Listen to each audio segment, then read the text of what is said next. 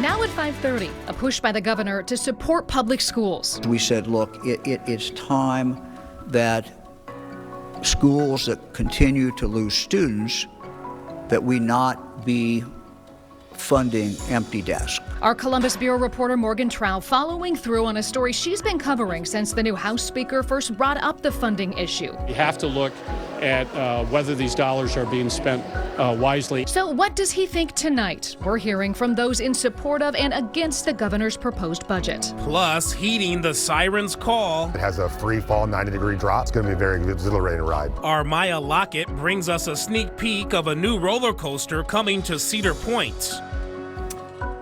Governor Mike DeWine's newly proposed budget spends billions for public education. This follows a back and forth between Republican leaders who were split on cutting or keeping K-12 education spending. Columbus Bureau reporter Morgan Trow has been breaking this story for you since the beginning and says the fight is not over yet.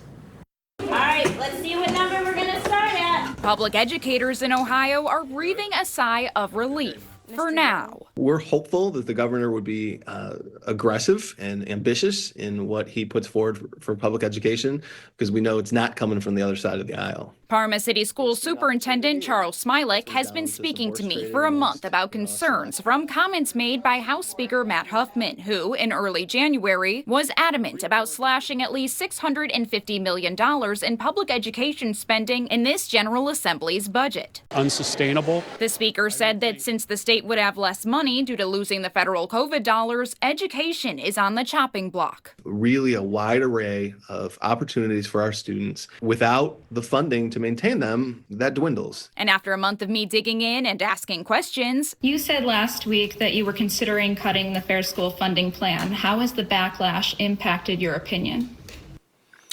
Well, not just to Huffman, but Governor Mike DeWine. Where do you stand on finishing up? Well, these are difficult choices. Which then led to the school funding is a longer discussion. The governor came to a decision. This plan includes a phase-in of the final 2 years of the General Assembly's school funding plan. First question is what changed, and second, what did we end up cutting then? The main thing that we did is we said, look, it's time that schools that continue to lose students, that we not be funding empty desks. Right now, districts have guarantees that a portion of their funding will not be reduced, even if their enrollment goes down. In the governor's budget, he slowly reduces that guarantee from 100% to 90% over 2 years. It starts easing it down a little bit. But Smilek says just because the funding formula has been protected by the governor doesn't mean it will remain. I'm not making any predictions on day one about school funding. House Finance Chair Brian Stewart explains that the proposal has been well received by members, but discussions will continue.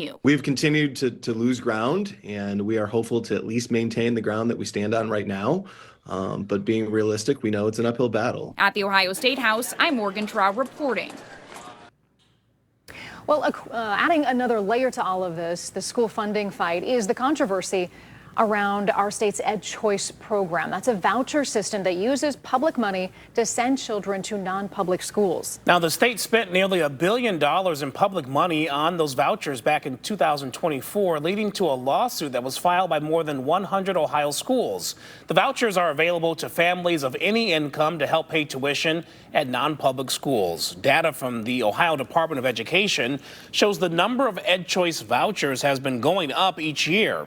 During the 2022-23 school year, there were about 23,000 students using vouchers.